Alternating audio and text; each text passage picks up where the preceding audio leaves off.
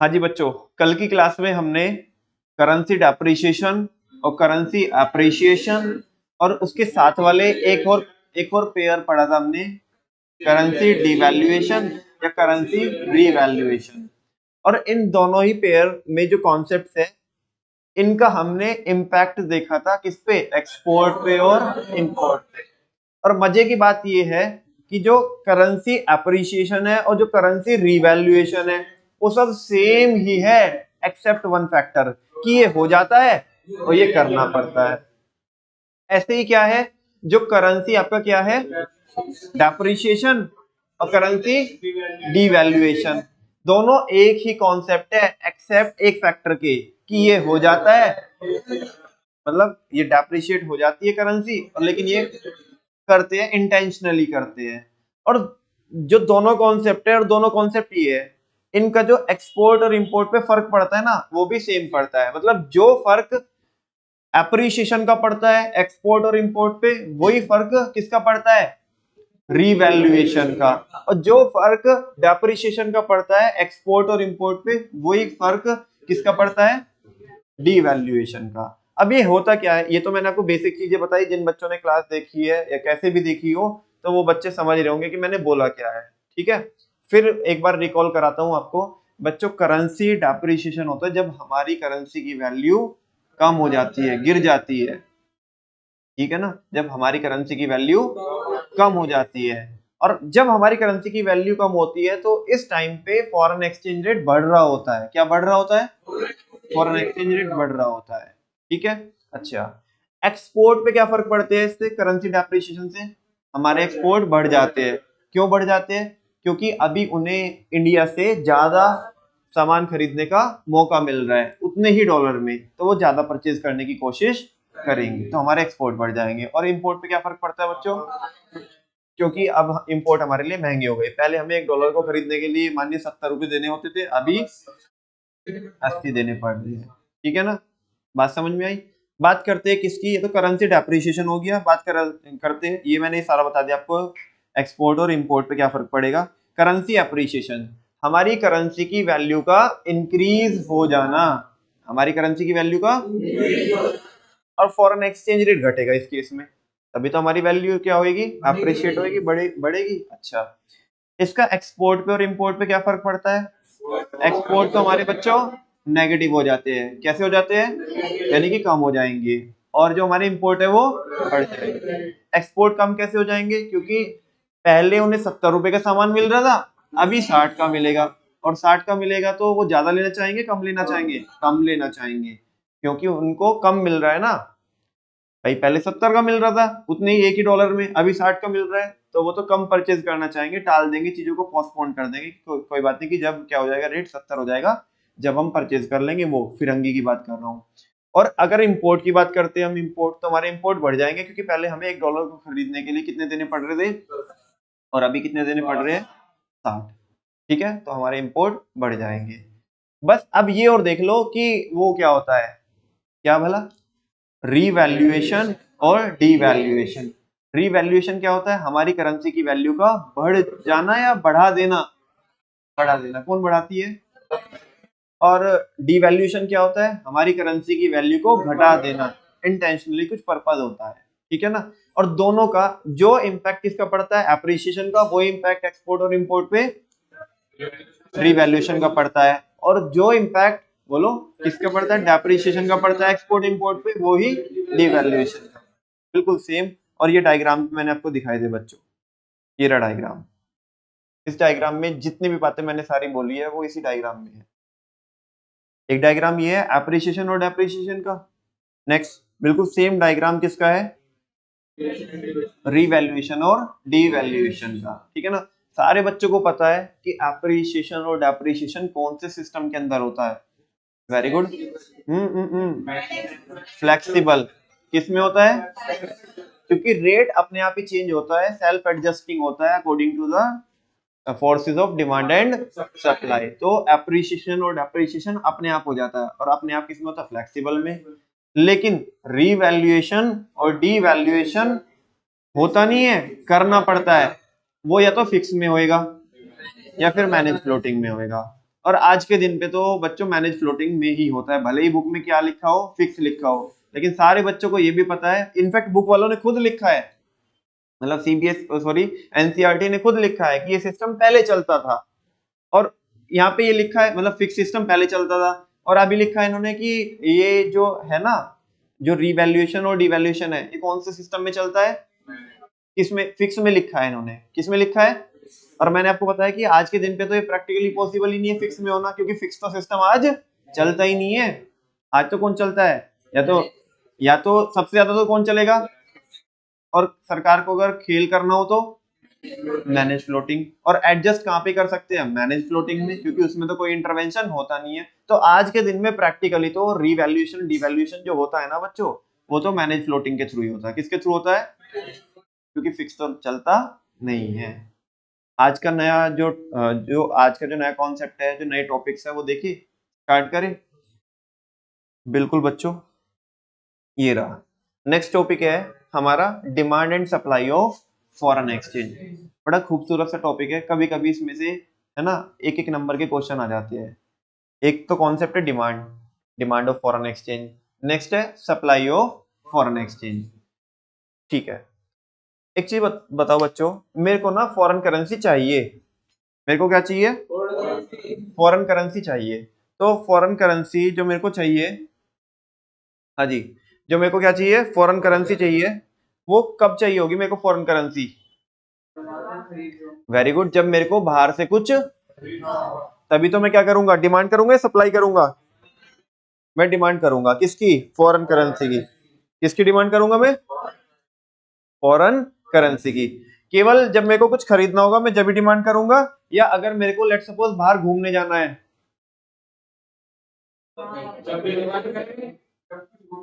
जबरदस्ती उसको आप वो दे सकते हो क्या भला, जबरदस्ती आप उसको वो दे सकते हो, इंडियन करेंसी, स्विट्जरलैंड गए घूमने के लिए और उसे जबरदस्ती इंडियन रुपी चलाने की कोशिश कर रहे हो, बेटा भूखा रह जाएगा और कुछ घूम भी नहीं पाएगा। सारे लोग एफिल टावर पे ऊपर जा रहे होंगे तो नीचे से देखते रहना, ठीक है, समझ आ रही है बच्चों बात। हाँ जी, तो जब हम बाहर घूमने के लिए जाएंगे, अरे बोलो ना, जब बाहर घूमने के लिए जाएंगे तब भी तो हम क्या करेंगे, डिमांड करेंगे ना। अच्छा, अगर हमने बाहर वालों से लोन लिया है, क्या लिया है, और वो लोन अभी चुकाना है, उनका रीपेमेंट करनी है लोन की, सारे बच्चे पता ना इस वर्ड को जानते हैं ना, रीपेमेंट ऑफ लोन, कहीं तो पहले भी सुना है हमने, अभी लेकिन उस कंटेक्स्ट में नहीं पढ़ रहे हैं, ठीक है ना, अभी थोड़ा दूसरे कंटेक्स्ट में पढ़ा रहा हूँ मैं आपको, डिमांड पढ़ा रहा हूँ किसकी, फॉरेन एक्सचेंज की। तो अगर मेरे को रीपेमेंट करनी है लोन की, तो बताओ मेरे को फॉरेन करेंसी की जरूरत पड़ेगी या नहीं पड़ेगी, क्योंकि अगला तो किस में लेगा, क्योंकि उसके देश में तो वही चलती है, फॉरेन करेंसी चलती है, बिल्कुल सही बात है। तो बच्चों जितने भी मैंने एग्जांपल बताए, इनके केस में हमें क्या करनी पड़ेगी, डिमांड करनी पड़ेगी, क्या करनी पड़ेगी। और मैं नटशेल में ये बोल सकता हूँ कि जब जब भी मेरे को बाहर पेमेंट करनी होगी किसी भी पर्पज से, है ना, जब जब भी यानी कि आउटफ्लो होगा, क्या होगा, किसका, फॉरेन करेंसी का या फॉरेन एक्सचेंज का, तब तब क्या होगा, हम डिमांड करेंगे, क्या करेंगे, डिमांड करेंगे, किसकी, फॉरेन करेंसी की, किसकी, सिंपल, बात समझ में आती है। पढ़ाऊं इसमें, यहाँ पे मल्टीपल चीजें ऐसी लिखी हुई है, मल्टीपल हेडिंग्स ऐसी लिखी हुई है, जिनसे आपको ये पता पड़ेगा कि अच्छा इन केस में हम क्या करते हैं, डिमांड करते हैं, क्या करते हैं, डिमांड करते हैं, ठीक है। चलो देखते हैं, demand of foreign exchange, the demand यानी कि बोल रहे आउटफ्लो, क्योंकि डिमांड हम कभी करते हैं जब आउटफ्लो होएगा हमारे यहाँ से या इनफ्लो होएगा, भाई तभी तो डिमांड करेंगे, जब हमें बाहर पेमेंट करनी है, आउटफ्लो होना है, जाना है पैसा हमारे यहाँ से, फॉरेन करेंसी हम मतलब उन्हें पे करेंगे, ठीक है, और हमारे यहाँ से इंडियन रुपीस हम बैंक को देके आएंगे अपने, और डॉलर लेके आएंगे। तो जब आउटफ्लो होगा हमारे यहाँ से, हम बैंक से खरीद करके डॉलर देके आएंगे, मतलब ऐसे प्रैक्टिकली होता नहीं है कि हम बैंक में जा करके पहले पैसे देंगे और फिर वो हमें डॉलर देंगे। बेसिकली होता क्या है कि हम अपने बैंक के थ्रू क्या कराते हैं, ट्रांजेक्शन कराते हैं, हम अपने बैंक को INR देते हैं, वो डायरेक्टली हमारे किसके खाते में पेमेंट करेंगे, जो हमारा जो सप्लायर है, बेसिकली जो एक्सपोर्टर है, कौन है, ऐसे नहीं कि हम पहले उनको पैसे दे के आएंगे इंडियन रुपीस, फिर वो हमें डॉलर देंगे, फिर हम भिजवाएंगे, अल्टीमेटली पेमेंट तो किसके थ्रू जाएगी, बैंक के थ्रू। तो बस हमें अपने बैंक को INR देने हैं, तो बाकी बाकी जितने भी ट्रांजेक्शन है वो अपने आप सेटल करेंगे, ठीक है ना। अच्छा, तो बोल रहे द डिमांड यानी कि outflow of foreign exchange comes from those people demand वो लोग क्रिएट करते हैं, उन लोगों से आती है डिमांड हु नीड इट, जिनको इसकी जरूरत होती है, to make payments in foreign currency, जिन्हें क्या करनी होती है, फॉरेन करेंसी में पेमेंट करनी होती है। It is demanded by the domestic resident, और डिमांड कौन करेगा, फॉरेन करेंसी का जो डोमेस्टिक रेसिडेंट है। डोमेस्टिक रेसिडेंट मतलब जो भारत में रहता है, जैसे आप और हम ही तो डिमांड करेंगे ना, ठीक है।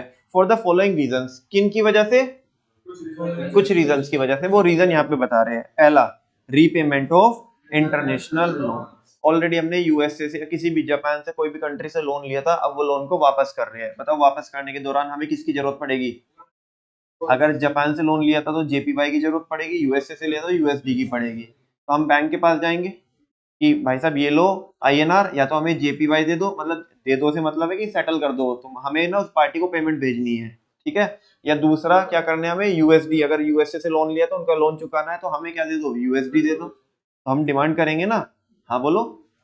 अच्छा, एग्जाम में सवाल उल्टा भी पूछ सकता है, एग्जाम में सवाल उल्टा भी पूछ सकता है। वो ये भी पूछ सकता है आपसे कि अगर हमें रीपेमेंट करनी है इंटरनेशनल लोन्स की, इंटरनल लोन की नहीं, इंटरनल के लिए तो चाहिए ही नहीं ना हमें फॉरेन करेंसी।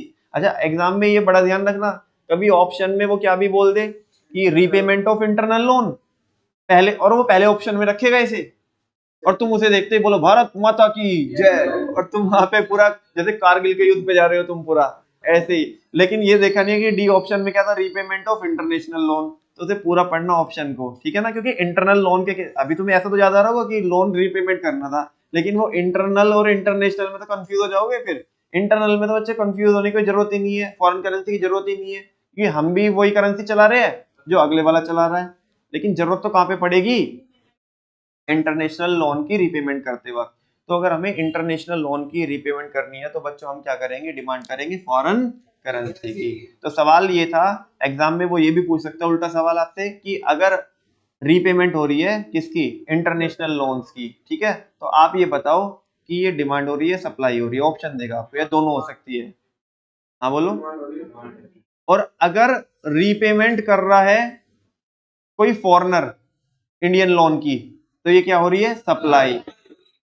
फिर तो वो क्या करेगा ना, हमारे यहाँ पे वो बेसिकली पेमेंट करेगा, क्या करेगा, तो पैसा आ रहा है या जा रहा है, तो सप्लाई हो रही है। लेकिन जब हमारे यहाँ से जाना है तो डिमांड होगी, ठीक है। चलो देखते हैं, repayment of international loans, whenever a country has to repay, जब एक कंट्री को क्या करना होता है, रीपे करना होता है अपनी लोन की ऑब्लिगेशंस को, then it needs to convert it domestic currency into foreign currency. तो उसे क्या करना होता है बच्चों, अपनी डोमेस्टिक करेंसी को किस में कन्वर्ट कराना होता है, फॉरेन करेंसी में। So the demand for foreign exchange arises, तो किसकी डिमांड अराइज होती है, एक बात।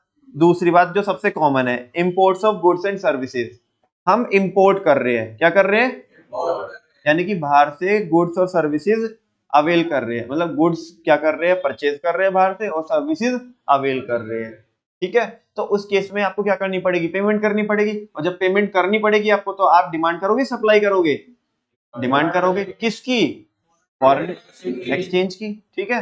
वही लिखा हुआ है यहाँ पे, foreign exchange is demanded to make the payment for imports of goods and services. Foreign exchange की डिमांड होती है बच्चों क्या करने के लिए, पेमेंट करने के लिए, क्या करने के लिए, किसकी, गुड्स और from the rest of the world. Rest of the world मतलब भारत को छोड़ करके जितनी भी सब कंट्रीज है उन्हें रेस्ट ऑफ द वर्ल्ड बोलते हैं, ठीक है ना, ROW, rest of the world, ठीक है ना।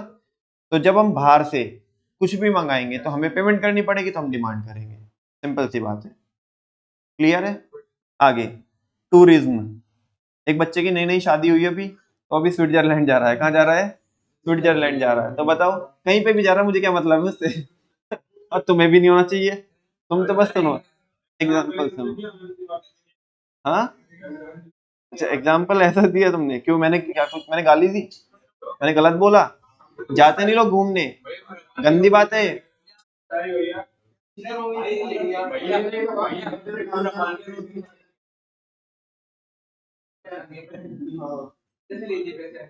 मैंने तुम्हें ये बोला कि तुम क्यों इतना फील ले रहे हो कि तुम्हारी कोई ना शादी हुई है अब जब रील देखते रहते हो तुम, ठीक है ना, वो तो बोल भी देता भाई तू क्यों देख रहा है, तेरी कोई ना शादी हुई है मैंने बोला, मैंने तुम्हें ऑफेंड किया तो तुम्हें फिर भी प्रॉब्लम है, ठीक है। सुनो जी, टूरिज्म। अच्छा सुनो सुनो सुनो, अगर कोई बंदा बाहर घूमने के लिए जा रहा है तो उसे पता फॉरेन करेंसी की जरूरत पड़ेगी। अभी बताया था थोड़ी देर पहले, बिल्कुल वही लिखा हुआ है यहाँ पे, पढ़ना देखना, एक ही लाइन लिखी हुई है। Foreign exchange is needed to meet expenditures incurred on foreign tours. जो हमें खर्चा करना है कहाँ पे, ठीक है ना, फॉरेन टूर पे जब हमें खर्चा करना है तो उसके लिए हमें फॉरेन करेंसी की जरूरत पड़ेगी, तो हम डिमांड करेंगे। क्यों आयुष, दोनों आयुष के, ठीक है। चलो नेक्स्ट है, ये समझो बच्चों, ये अभी तक नहीं बताया मैंने, और आई थिंक अभी तक ये आपको मतलब शायद शायद से आपने पहले कभी सुना हो, लेकिन मेरे बैच में तो मैं इसका जिक्र पहली बार करूंगा। अगली हेडिंग है यूनिलेटरल ट्रांसफर्स। क्या है, आई थिंक याद आ रहा है मेरे को, एक बार मैंने किया था डिस्कशन, जब मैं फैक्टर कॉस्ट और मार्केट प्राइस के बारे में थोड़ा सा बोला था बस। एक फैक्टर ट्रांसफर होते हैं, एक फैक्टर पेमेंट होती है, और एक, हाँ बोलो, एक ट्रांसफर पेमेंट होती है। तो वो चीज, चलो खैर जाने दो, वो अलग है कॉन्सेप्ट, बिल्कुल मैं कंफ्यूज नहीं करता हूँ अभी आपको, मतलब ऊपर ऊपर से बताया था आपको एक बार। यूनिलेटरल ट्रांसफर सेंट अब्रोड, नाम से डिफाइंड है, यूनिलेटरल ट्रांसफर सेंट अब्रोड। अब मान लिया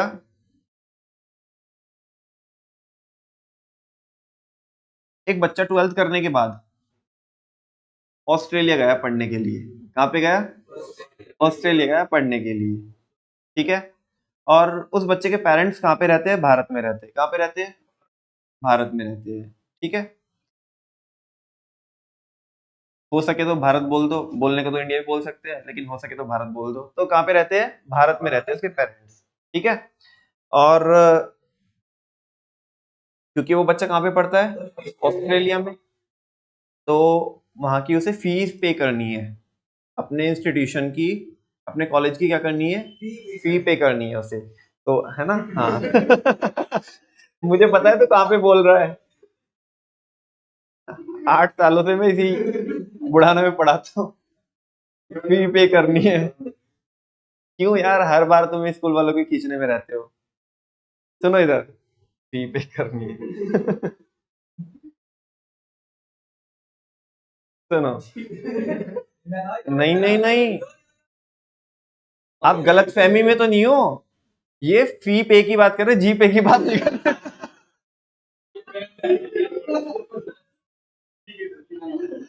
नहीं भैया, कोई गूगल पे की बात नहीं कर रहे, मैं क्लैरिफाई कर दूं पहले ही।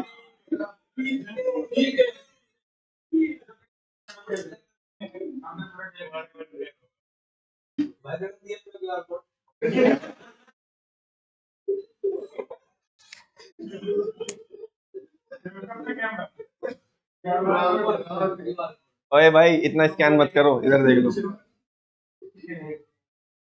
सुनो, हाँ जी, तो बच्चे को वहां पे अपनी फीस पे करनी है, क्योंकि अगर मैं फी पे बोलूंगा तो फिर तुम गलत गलत उसका मीनिंग निकालोगे कुछ भी। तो बच्चे को अपनी फीस पे करनी है उधर, तो पेरेंट्स ने ना इधर से उसे अमाउंट भेजी।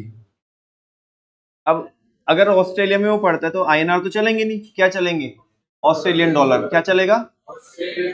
तो उसे ये पेमेंट भेजी यहाँ से, ठीक है। अच्छा, कोई हमने गुड्स और सर्विसेज लिए क्या वहां से, नहीं ना।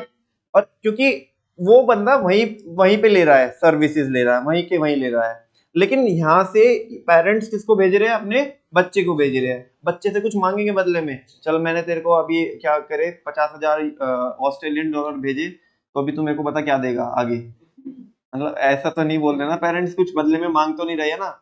तो बच्चों ये होते हैं यूनिलेटरल ट्रांसफर, नाम से डिफाइंड है यूनिलेटरल, मतलब जो वन साइडेड होते हैं। कैसे होते हैं, इनके बदले में बच्चे से कुछ मांगा, नहीं मांगा ना, भाई पेरेंट्स है, पेरेंट्स, ठीक है ना।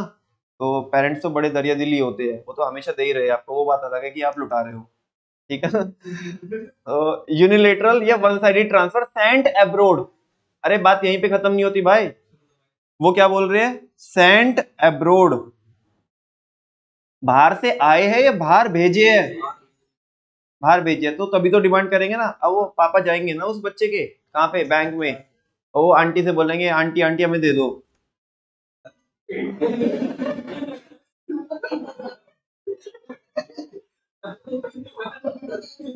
यूएस डॉलर दे दो क्या, सॉरी। तुम मास्टर बिगाड़ोगे नालायक हो। हाँ जी, तो क्या दे दो आप, ऑस्ट्रेलियन डॉलर दे दो, ठीक है ना। वो बोले हम क्यों दे, वो अरे हम दे रहे हैं ना। अदला बदला हम नहीं दे रहे तुम्हें, आईएनआर नहीं दे रहे हम तुम्हें। और फिर तुम्हें इससे क्या मतलब, वो कह रहे कि क्यों क्यों दे, मेरे बच्चे की रिक्वायरमेंट है।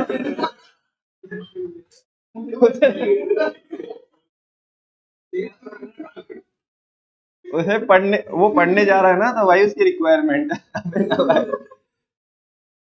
क्या यार तुम भी कुछ नहीं। तो सुनो बच्चों, क्योंकि बदले में कोई सर्विस नहीं ली जा रही है, बच्चे से तो कोई सर्विस नहीं ली जा रही है ना, दैट्स व्हाई यूनिलेटरल ट्रांसफर है। क्या है, ध्यान से दो तीन नाम सुनना इसके, या तो इसको बोलेंगे यूनिलेटरल ट्रांसफर, और ये हमने भेजे, देखो लिखा है सेंड अब्रॉड, बाहर भेजे, तभी तो डिमांड कर रहे हैं बच्चों, क्योंकि ये जो हेडिंग पढ़ा रहा हूँ ना मैं आपको, ये सप्लाई में भी चलेगी हेडिंग सारी, लेकिन ऑपोजिट होकर के। कभी सोचो केवल कि यूनिलेटरल ट्रांसफर के केस में हम क्या करते हैं, डिमांड करते हैं ना। यूनिलेटरल ट्रांसफर पूरी हेडिंग पढ़ो, सेंट अब्रोड, बाहर भेजे है, और अगर ये रिसीव फ्रॉम अब्रोड हो जाता, इसका एग्जांपल मैं वहीं पे लूंगा, उसमें भी वो थोड़ा सा रोक के रखना। तो यूनिलेटरल ट्रांसफर सेंट अब्रोड, एक बात हुई। मैं ये भी बोल सकता हूँ one sided transfer sent abroad, one sided transfer ही तो है ये। अरे हाँ बोलो, बदले में कोई सर्विस तो नहीं मिल रही है, कोई गुड्स तो नहीं मिल रहे ना। अगर गुड्स और सर्विसेज मिल रहे होते तो फिर तो क्या हो जाता है, इम्पोर्ट, वो ना हो जाता है, इम्पोर्ट नहीं हो जाता। हाँ बोलो। अरे कोई एक बच्चे ने मेरे को लास्ट टाइम डाउट पूछा कि भैया कि ये हमने इंपोर्ट में क्यों नहीं लिया। अरे बेटा इंपोर्ट में क्या मिलती है, बदले में कुछ मिलता है, यहाँ पे अदला बदला नहीं हो रहा है, ठीक है ना, कि बच्चे के साथ अदला बदला कुछ नहीं हो रहा, वो भले बैंक के साथ हो रहा हो अदला बदला, वो बात अलग है। लेकिन बच्चे के साथ कैसे, बच्चे के साथ कैसे अदला बदला करेंगे हम। मतलब किसी दूसरे का बच्चा हो तो बात अलग है, अपने बच्चे। अरे मतलब आप समझो बेटा, पेरेंट्स अपने बच्चों के लिए बहुत चीजें करते हैं ना, उनसे बदले में कुछ मांग सकते हैं क्या। आप समझो, ठीक है ना, प्लीज सुनो। दो नाम अभी तक मैंने आपको बताए, एक तो यूनिलेटरल ट्रांसफर, दूसरा वन साइडेड ट्रांसफर, और बच्चों इसको बोलते हैं अनरेक्यूटेड ट्रांसफर, यहाँ पे नहीं लिखा है बता रहा हूं, अनरेक्यूटेड ट्रांसफर।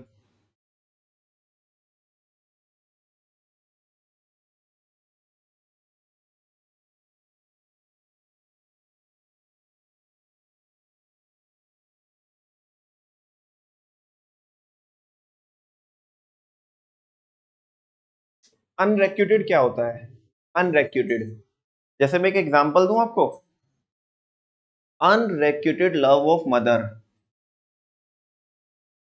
बताओ। Very good. हाँ, अनरेक्यूटेड का मतलब होता है वन साइडेड, क्या होता है, माँ आपको एक तरफा प्यार करती है, कुछ इंटेंशन होती है, उन्हें भी कुछ बदले में चाहिए होता है आपसे, बिल्कुल एक तरफा है भाई, नालायक को, तुम अपने फैमिली वालों से प्यार करो या ना करो, ठीक है ना, लेकिन तुम्हारी फैमिली और खासकर माँ, वो तुम्हें प्यार करती है, और कोई इंपोर्ट एक्सपोर्ट नहीं होता, कोई टू साइडेड नहीं होता, वन साइडेड होता है, क्या होता है। दैट्स वाई इनको क्या बोल रहे हैं, अनरेक्यूटेड ट्रांसफर बोल रहे हैं, अनरेक्यूटेड इसलिए क्योंकि वन साइडेड है, क्या है, वन साइडेड है। समझ में आ रही है बच्चों बात। अच्छा, तीन नाम मैंने अभी तक आपको बताया इसमें, एक तो यूनिलेटरल ट्रांसफर, दूसरा वन साइडेड ट्रांसफर, या अनरेक्यूटेड ट्रांसफर, ठीक है। चौथा नाम हो रहा है रेमिटेंसेस भी बोलते हैं, क्या बोलते हैं, रेमिटेंसेस, मतलब रेमिट करना, रेमिट मतलब ट्रांसफर करना। बच्चों गुड्स के केस में जब हम गुड्स परचेज करते हैं फॉरेन कंट्री से, तो तब रेमिट नहीं बोलते हम, तब बोलते हैं इंपोर्ट। वो हमने ट्रांसफर नहीं किया, केवल वहां पे एक्सचेंज किया है, क्या किया है, ट्रांसफर में और एक्सचेंज में फर्क होता है। एक्सचेंज में तुम दोगे तो वो भी देगा, और ट्रांसफर में बस एक ही देगा कोई। समझ में आ रही है बात, जैसे यहाँ पे पेरेंट्स अपने बच्चे को केवल दे रहे हैं, उससे ले नहीं रहे। Are you getting my point, पक्की बात ना, ठीक है। तो रेमिटेंसेस भी बोलते हैं इसको, मैंने कौन सा नाम बताया, कितने नाम हो गए जल्दी से बोलो, रेमिटेंसेस। और कभी कभी लोग इसे पर्सनल रेमिटेंसेस भी बोलते थे, क्या बोलते थे, पर्सनल रेमिटेंसेस, ठीक है ना। तो पांच नाम हो गए इसके, कितने नाम, पहला यूनिलेटरल ट्रांसफर, दूसरा वन साइडेड ट्रांसफर, तीसरा अनरिक्वेटेड ट्रांसफर, चौथा रेमिटेंसेस या पांचवा पर्सनल रेमिटेंसेस। और ये सेंट अब्रोड है या रिसीव फ्रॉम अब्रोड है? सेंट अब्रोड है, तभी डिमांड होगी। और अगर ये सारी चीजें मतलब ये जो भी मैंने नाम बताया आपको, अगर ये रिसीव हो गया तो फिर ये सप्लाई बन जाएगा। क्या बन जाएगा? क्योंकि फिर हमारे यहाँ से फॉरेन करेंसी जा नहीं रही है ना, आएगी। फिर बताऊंगा कैसे। फिलहाल ये समझ में आया क्या आपको? पढ़ के देखना इसके अंदर क्या लिखा हुआ है। Foreign exchange is required for making unilateral transfers like sending gift. बच्चा पढ़ रहा था वहां पे, उसका बर्थडे आया तो पेरेंट्स ने उसको कुछ क्या भेजे? गिफ्ट भेजे। ठीक है ना? गिफ्ट मतलब लेट्स से फॉरेन करेंसी में ही वो भेजना चाहते हैं, या कुछ वो परचेज करके भेजना चाहते हैं। ठीक है ना? तो जिसके लिए हमें फॉरेन करेंसी की जरूरत पड़ेगी।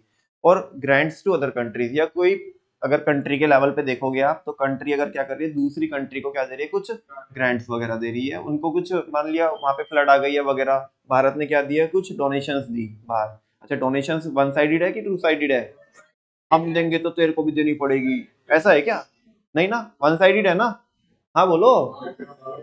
बहुत अच्छे बच्चे हो आप, सारी बातें समझते हो।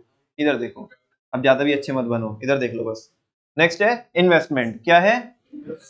इन्वेस्टमेंट जब बाहर करेंगे हम, या बाहर वाला हमारे यहाँ पे करेगा? हम करेंगे जब बाहर। ये देखो, शाहरुख खान साहब है, उनकी दुबई में बड़ी इन्वेस्टमेंट है।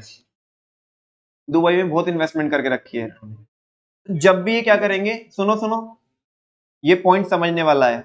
ये हल्की हेडिंग नहीं है। अभी जो मैंने आपको डी हेडिंग पढ़ाई और जो ई है अभी पढ़ाने वाला हूँ, ये हल्की हेडिंग नहीं है। ऊपर वाले तो छपरी थे, कुछ भी नहीं थे। शुरू की 3 हेडिंग तो रीपेमेंट हमने ऑलरेडी पढ़ के रखा है। मैंने ऐसी जब पढ़ रखा है तो मैंने आपको बताया, समझ में भी आ गया। दूसरी हेडिंग क्या थी वहां पे?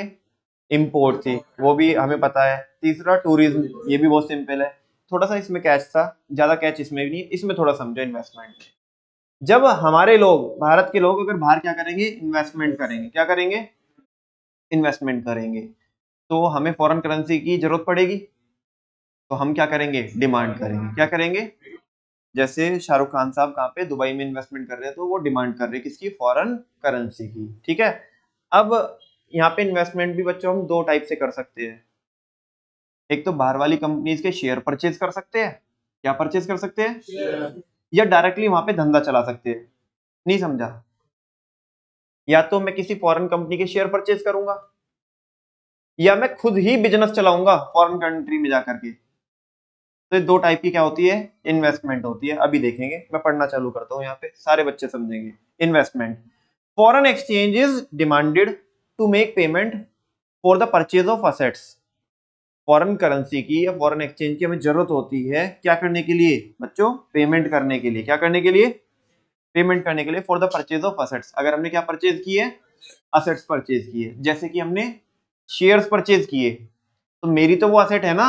अगर मैंने फॉरेन कंट्री, अपनी कंट्री की बात नहीं कर रहा हूं मैं, अपनी कंट्री की कंपनी के शेयर्स परचेज किए मैंने ना, फॉरेन कंट्री की कंपनी के शेयर परचेज किए, यानी कि जो फॉरेन कंट्रीज है वहां पे जो कंपनी ऑपरेट करती है उनके शेयर्स मैंने भारत में परचेज किए। ठीक है। इसको बोलते हैं बच्चों फॉरेन इंस्टीट्यूशनल इन्वेस्टमेंट। क्या बोलते हैं? और बहुत डिटेल में तो मैं आपको तीसरे चैप्टर में पढ़ाऊंगा। ठीक है ना? अगला चैप्टर है बैलेंस ऑफ पेमेंट, वहां पे पढ़ाऊंगा। हम्म। कौन? मतलब? हाँ, हाँ, हमने यूएस डॉलर खरीद लिए, तो फिर क्या?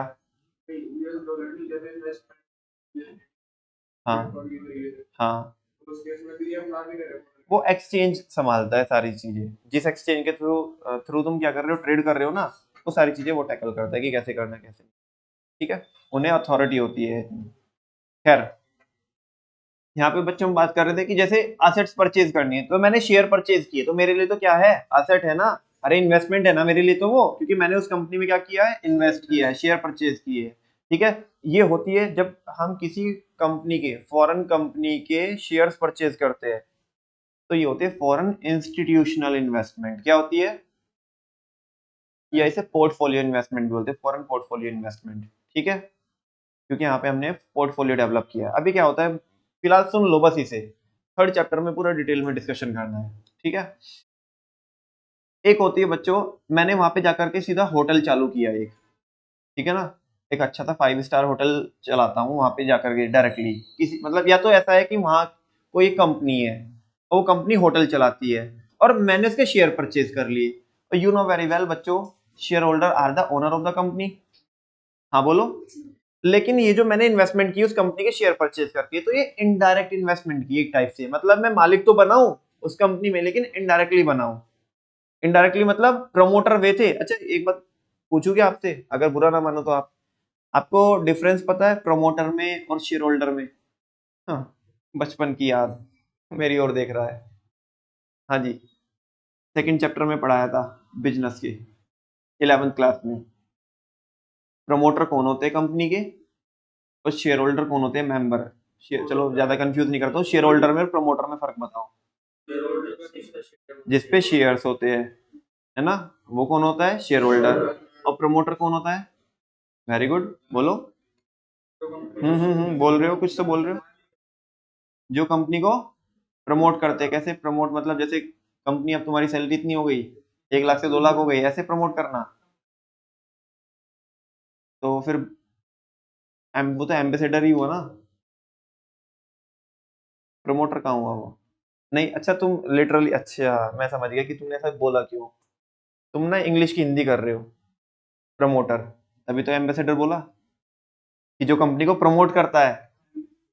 हाँ बोलो, ऐसा कोई ना होता है। चीजें तो हमें भी समझ में आती है कि तुमने क्यों बोला होगा, कैसे बोला होगा। हाँ जी बच्चों, प्रमोटर वो बंदा होता है जो कंपनी को फॉर्म करता है, जो कंपनी को स्टार्ट करता है। और अगर आपको याद हो तो मैंने एग्जांपल दिया था आपको रिलायंस का, कि मुकेश अंबानी साहब शेयर होल्डर है कंपनी के, रिलायंस के क्या है, लेकिन वो प्रमोटर नहीं है। प्रमोटर तो कौन थे? धीरू भाई अंबानी, क्योंकि उन्होंने कंपनी स्टैब्लिश की थी। और सारे बच्चे सुनना ध्यान से, promoter can be the share holder of the company, but it is not necessary that every shareholder is a promoter of the company. So yes or no? जब भी लिखवाया था आप आपकी कॉपी देख लेना बच्चों। इंग्लिश की हिंदी करने में और उसको डीपली पढ़ने में बस यही फर्क होता है, ठीक है ना।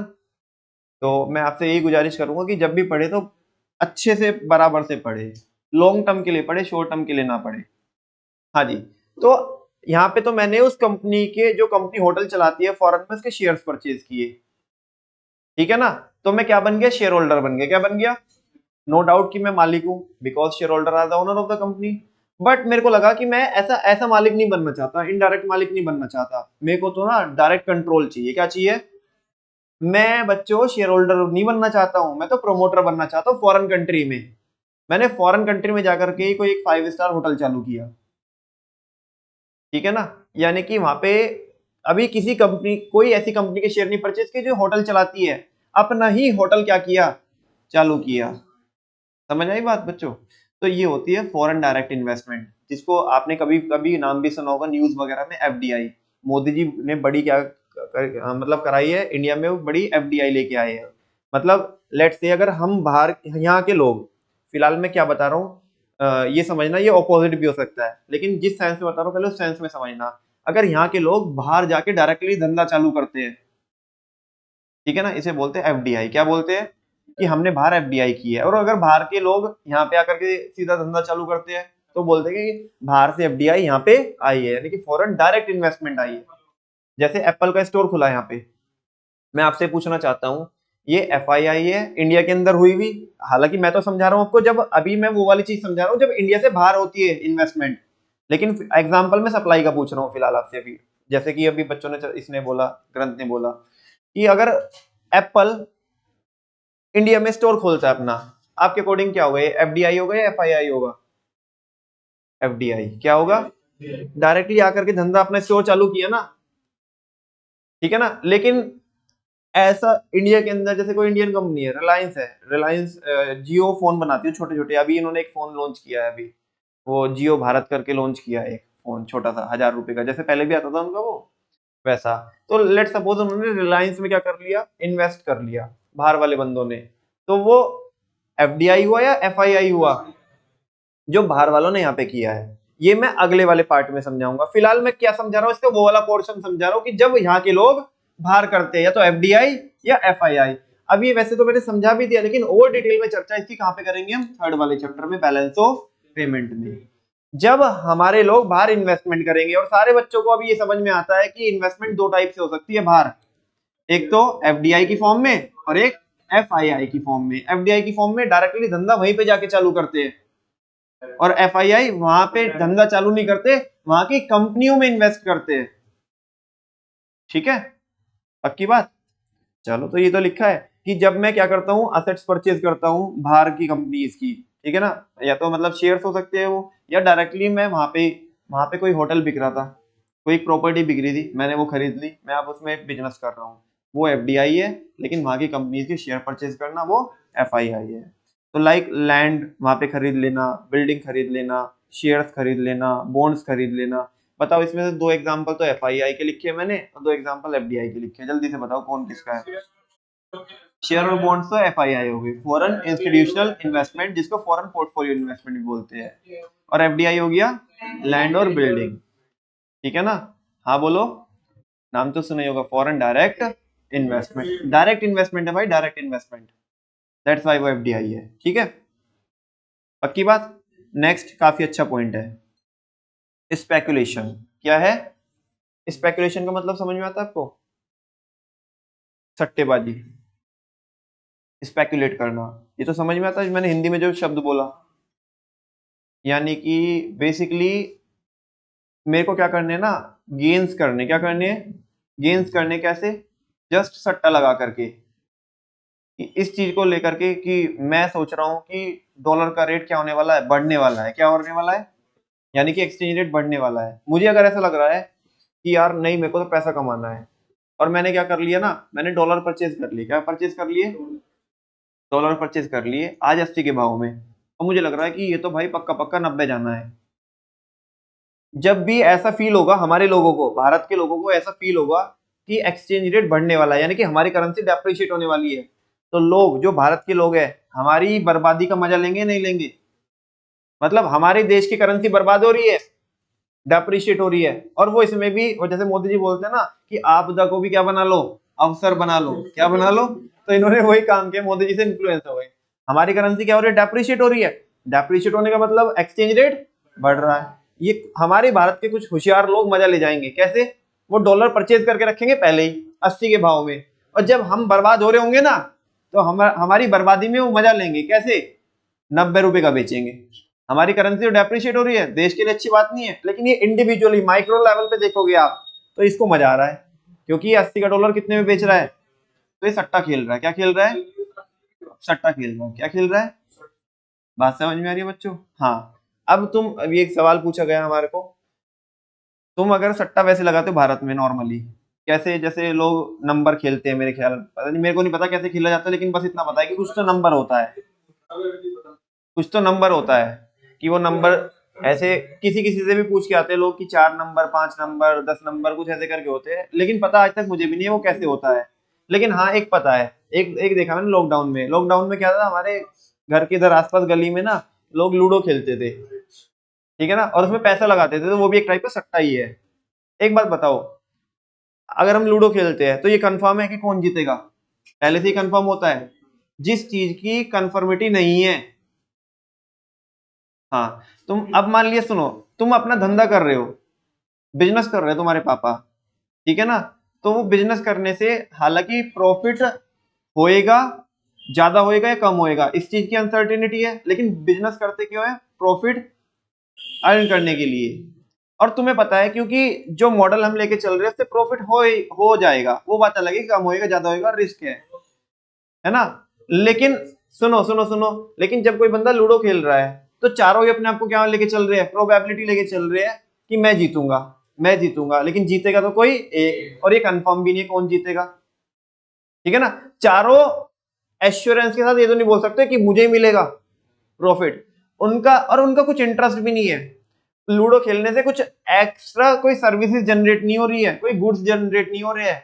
उनका मकसद तो केवल किसको कमाने में है? पैसा कमाने में है। बच्चों, जैसे मैं थोड़ा और एग्जांपल बताता हूँ प्लीज। कोऑपरेट करो, थोड़ा समझो आप। मान लिया मैंने इंश्योरेंस लिया, क्या लिया? तुम बोलो भैया ऐसे तो इंश्योरेंस का कॉन्ट्रैक्ट भी सट्टा है। नहीं, वो सट्टा नहीं है, वो प्योर प्योर आपको पता है वो कंटिजेंट कॉन्ट्रैक्ट है। कैसा कॉन्ट्रैक्ट है? सारे बच्चों को पता है कंटिजेंसी क्या होती है। जो किसी चीज के होने आग लगेगी तो क्लेम मिल जाएगा, नहीं लगेगी तो मुझे पता है ना पहले से ये क्या सट्टा है, तो सट्टा नहीं है। लेकिन मैं बोलूं कि भाई तेरा भाई कह रहा है आज तो बारिश आएगी, चल लगा ले, 1-1 लाख रुपए की लगा ले, ये क्या है? सट्टा है ना। और इसमें इसका कुछ आउटकम नहीं निकलने वाला है। इसमें मैं कोई गुड्स और सर्विसेज जनरेट करना चाहता हूँ क्या? नहीं, यहाँ पे तो बस मेरी इंटेंशन क्या है? पैसा कमाने की है। क्या है? पैसा कमाने की है। लेकिन वहां पे गुड्स और सर्विसेज जनरेट हो रही है, उनका कुछ मकसद है ताकि एक पार्टी का लॉस क्या किया जा सके, कम किया जा सके।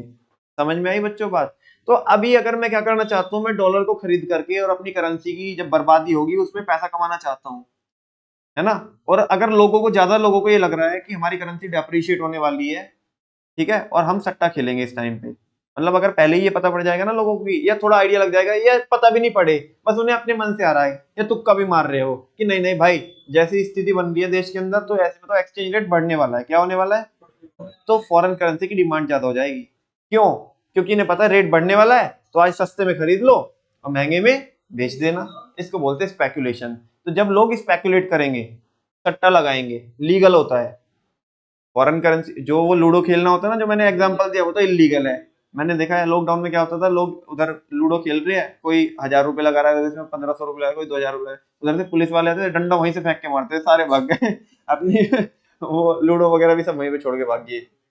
तो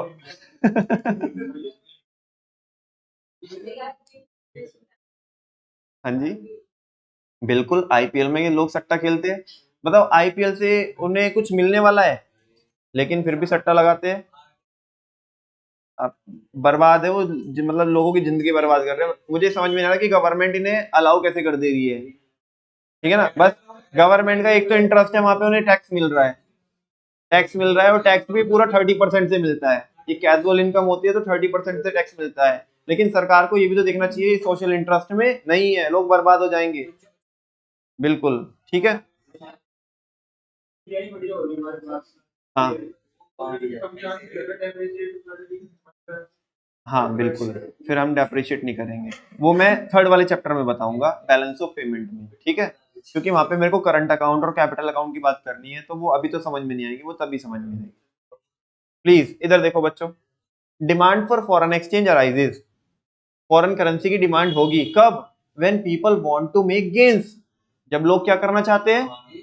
गेन करना चाहते हैं, पैसा कमाना चाहते हैं, from the depreciation of home currency. किसके डेप्रिसिएशन से? होम करेंसी के डेप्रिसिएशन से इन द नियर फ्यूचर, ठीक है ना। अच्छा, अभी अदिति ने एक क्वेश्चन पूछा था कि भैया जैसे आईपीएल में लोग सट्टा लगाते हैं, तो आईपीएल में तो वो यहाँ पे कवर नहीं होगा, है तो वो भी सट्टा, यहाँ पे क्यों नहीं कवर होगा? कोई बता सकता है बच्चा? Very good. क्या? नहीं नहीं नहीं, एक तो चलो वो जो ये इनमें ड्रीम 11 वगैरह में जो भी, मुझे नहीं पता कैसे करते हैं वो तो चलो लीगल होगा मान लिया, वो मैं इस चैप्टर में कवर नहीं करूंगा। वेरी गुड, कौन बता रहा है? चलो आयुष बताए। Very good. जो हम सट्टा खेल रहे हैं वो, जो उसमें खेल रहे हैं वो हमारी करेंसी में ही है ना, तो वो मेरे इस चैप्टर का पर्पज नहीं है। मेरे को तो ऐसे ऐसे सट्टे के बारे में बताना है जो इंटरनेशनली खेला जा रहा है, और इंटरनेशनली भी किस पे खेला जा रहा है? फॉरेन करेंसी पे। किस पे खेला जा रहा है बच्चों? बड़ी सारी चीजें होती है, बड़ी सारी चीजें होती है। देखो मैं वापस से रिपीट करता हूं, एक तो होता है, सुनो, एक बंदा होता है आर्बिट्रेजर। कौन होता है? यानी कि कॉन्सेप्ट होता है आर्बिट्राज। क्या होता है? और पता नहीं मल्टीपल टाइम मैंने इसको बोला है, आधे बच्चों को तो ये उनके अंतर्मन में बस गया होगा, ब्लड में आ गया होगा। आर्बिट्राज क्या होता है? Very good.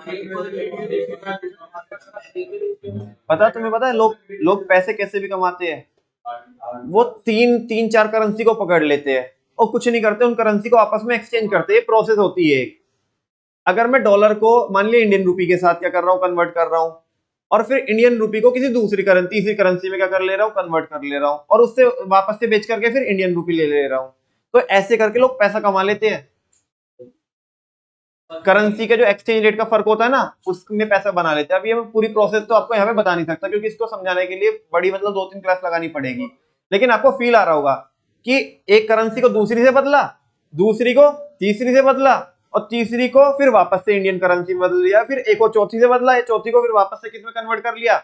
और बीच में कहीं ना डिफरेंस आएगा, क्योंकि कोई करेंसी स्ट्रॉन्ग है, कोई करेंसी वीक है। मान लिया मैंने 1 लाख रुपए से ये क्या किया, करेंसी को एक्सचेंज कराया, डॉलर ले लिए, फिर डॉलर को उसमें बेच दिया, फिर उससे ये खरीद लिया, फिर वापस से उसे कन्वर्ट कर लिया किसमें, इंडियन रुपीज में। तो वो मेरे को कन्वर्ट करते करते करते करते जो बीच में जो डिफरेंसेस आ रहे हैं ना, उनकी वजह से मैंने 1 लाख अपने रुपए को लेट से 1,10,000 में कन्वर्ट कर लिए। ये हुआ क्यों, ये हुआ क्यों, क्योंकि एक मार्केट में तो एक करेंसी का रेट कुछ और चल रहा है, दूसरी मार्केट में दूसरी करेंसी के साथ उसका रेट कुछ और चल रहा है। स्ट्रॉन्ग और वीक वाला फैक्टर लग रहा है यहाँ पे, तो उससे हम पैसा बना सकते हैं। जो बंदा ये आर्बिट्राज खेलता है इसे बोलते हैं आर्बिट्रेजर। क्या बोलते हैं, आर्बिट्रेजर। एक होता है बच्चों हेजर। कौन होता है, जो हेज करता है। हेज मतलब लेट्स से आज मैंने कोई कॉन्ट्रैक्ट करके रखा है कि मेरे को मशीन परचेज करनी है 1 साल बाद यूएसए से, और $1 करोड़ की है। कितने की है, $1 करोड़ की। तुम बताओ मेरे को डर नहीं लगेगा आज कि कहीं मेरे को पेमेंट 1 साल बाद करनी है, कि कहीं अगर डॉलर का रेट बढ़ गया तो एक भी रुपए से बढ़ा ना, तो मैंने कॉन्ट्रैक्ट कितने का किया है, $1 करोड़ का, सीधा 1 करोड़ का फटका लगेगा। मान लिया, और 1 साल का तो काफी लंबा टाइम पीरियड होता है। मान लिया अगर 5 करोड़ से क्या हो गया, सॉरी 5 रुपए से डॉलर का रेट बढ़ गया। हाँ, तो मैंने कॉन्ट्रैक्ट कितने का किया था, $1 करोड़ का। मेरे को कितने का फटका लगेगा, 5 करोड़ रुपए का फटका लगेगा। बात समझ में आ रही ना। तो मेरे को ना अब रिस्क को मिनिमाइज करना है। क्या करना है, तो मैं बैंक के पास जाता हूँ, एक कॉन्ट्रैक्ट कर लेता हूँ कि मैं 1 साल बाद तुम्हारे से इतने रुपए में क्या करूंगा, डॉलर खरीदूंगा। बैंक जैसे आज 80, जैसे हाँ जैसे तुम्हारे यहाँ पे भी लोग करके जाते हैं ना, करके जाते हैं कि नहीं करके जाते हैं। जैसे एक चिंटी है, वो चिंटी की शादी है, क्या है, और जैसे रिश्ता पक्का हुआ तो चिंटी की मम्मी सीधा पहुंचती है ज्वेलर के पास। किसके पास पहुंचती है, क्योंकि शादी तो फिक्स हुई है नवंबर में, और अभी तो कोई साए है नहीं है, अभी तो शादी हो नहीं सकती। तो क्योंकि मम्मी इस चीज का बड़ा ख्याल रखती है, तो मम्मी पहुंच जाएगी ज्वेलर के पास और बोलेगी भैया हमें ये चाहिए। मान लिया उन्होंने वो 500 ग्राम गोल्ड की वो ज्वेलरी वगैरह सब ले ली, नेकलेस वगैरह कर लिया, कह रहे भैया बन गया हमारे तो बात अगले 6 महीने की ठीक है।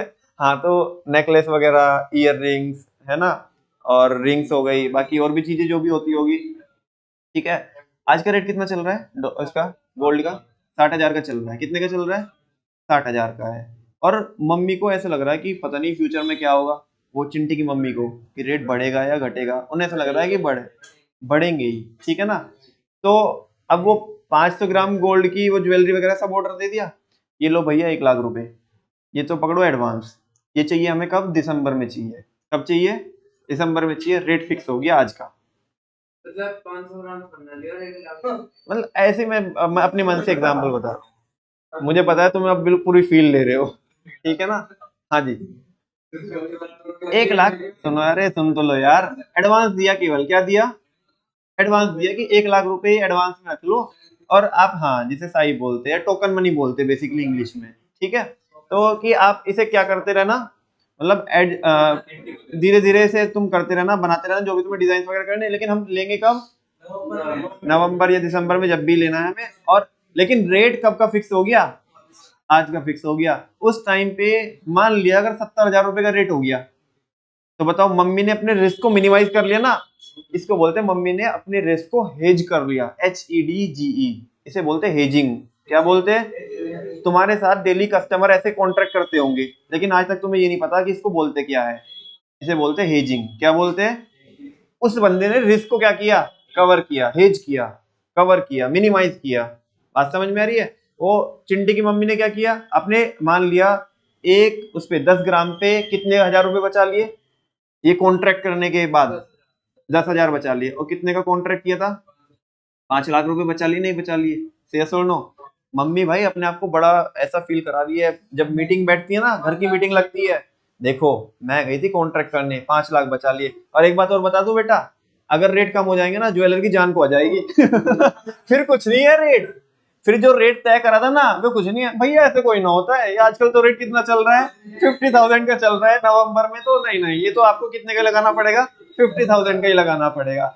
अगर ज्यादा हो गया तो रेट है कॉन्ट्रैक्ट वाला, और अगर कम हो गया तो तुम्हारी जान को आ जाएगी। नहीं, ये तो 50 में लगाना पड़ेगा। समझ में आ रही है बच्चों बात? क्या कह रहे, चिंटी को भगा दो।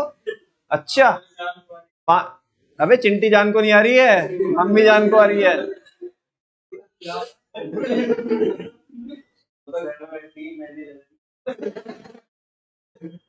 चलो इधर सुनो। खैर, मैं क्या बता रहा था आपको, ये डिस्कशन हमारा किस पे स्टार्ट हुआ था? जो आर्बिट्राज होता है और जो हेजिंग होती है। देखो, आर्बिट्रेजर वाला, जो आर्बिट्रेजर होता है ना, वो उसे तो केवल क्या करना है, एक मार्केट से दूसरी मार्केट में बेच के पैसा कमाना है, ठीक है ना। लेकिन जो हेजर होता है, हेजर, वो अपने रिस्क को कवर करता है, ठीक है ना, क्योंकि इसे कुछ अपने कॉन्ट्रैक्ट क्या करने हैं, ऑनर करने हैं। क्या करने हैं? मतलब अपने कुछ कॉन्ट्रैक्ट फुलफिल करने हैं, तो इसे डर लग रहा है। उसके पास कोई कॉन्ट्रैक्ट नहीं था, वो तो बस क्या कर रहा है, उसका काम ही है कि एक करेंसी को दूसरी करेंसी में कन्वर्ट कराता है, और फिर क्या कर लेता है, वो वापस से अपनी करेंसी में कन्वर्ट करा करके क्या कर लेता है, पैसा कमा लेता है, ठीक है। खैर, फिलहाल आपको ये समझ में आएगा कि स्पेकुलेशन क्या होता है। ये तो हमारा अदरवाइज कॉन्सेप्ट चल रहा था, लेकिन स्पेकुलेशन आपको समझ में आएगा। मेन टॉपिक तो हमारा स्पेकुलेशन ही था कि जब लोग अपनी करेंसी को डेप्रिशिएट होने से क्या कमाते हैं, पैसा कमाते हैं, तो इसको बोलते हैं स्पेकुलेशन। और उस केस में फॉरेन करेंसी की क्या अराइज होगी, डिमांड अराइज होगी। सारे बच्चों को समझ में आता है कि नहीं आता है? अच्छा, इसका जो कर्व है, जो डिमांड कर्व है, ये तो कल देखेंगे हम, क्योंकि आज हमारा टाइम वैसे ही ओवर हो रहा है। फिलहाल बस एक बार जस्ट मैं क्या करता हूँ, क्लास को आज की रैप अप करता हूँ, और मैंने आपको केवल डिमांड समझाया है, demand of foreign exchange. Demand कब कब करेंगे, जब जब भी आउटफ्लो होएगा। क्या होएगा? और उसके एग्जांपल क्या है, तुम देख लो। रीपेमेंट ऑफ इंटरनेशनल लोन्स, दूसरा import of goods and services, तीसरा टूरिज्म, टूरिज्म में भी जब हम जाएंगे बाहर, ठीक है। नेक्स्ट है यूनिलेटरल ट्रांसफर सेंट अब्रोड, पांचवा है इन्वेस्टमेंट, आएगी इन्वेस्टमेंट या हम करेंगे बाहर, हम करेंगे बाहर। और नेक्स्ट है स्पेकुलेशन, जब हम सट्टा खेलना चाहते हैं। लीगल है ये लीगल है, ठीक है ना, इलीगल नहीं है, लीगल है। हाँ, हाँ बिल्कुल वो लीगल होती है, लेकिन सरकार वो लीगल इसलिए कर रखी है सरकार ने। जो हॉर्स रेस है, बड़ा उस पर टैक्स मिलता है, कैजुअल इनकम में 30% टैक्स मिलता है, फ्लैट 30%। बड़े बड़े जो शौकीन लोग होते हैं, हॉर्स रेस खेलते हैं, अभी इधर पूना में चले जाओ आप तो, है ना, मेरठ में भी होती है। अच्छा, लाइव उस पे चलती है। लेकिन अगर नहीं, आप पूना में जाओगे ना, पूना में, तो पूना में मतलब आपको बड़े बड़े शौकीन मिलेंगे, जो मतलब अलग से ही वो उनके वो होते हैं, आई थिंक कोड बोलते हैं उन्हें, रेस कोड बोलते हैं, ठीक है ना। तो वो वहां पे ना बड़े अलग ही चलता है। गवर्नमेंट ने इसको अलाउ इसलिए किया, 30% क्या मिलता है, टैक्स मिलता है। Thank you very much. आज की क्लास को रखते हैं यहीं पे। बोलो भारत माता की वंदे। आज के लिए इतना ही करेंगे हम। नमस्ते जी। नमस्ते।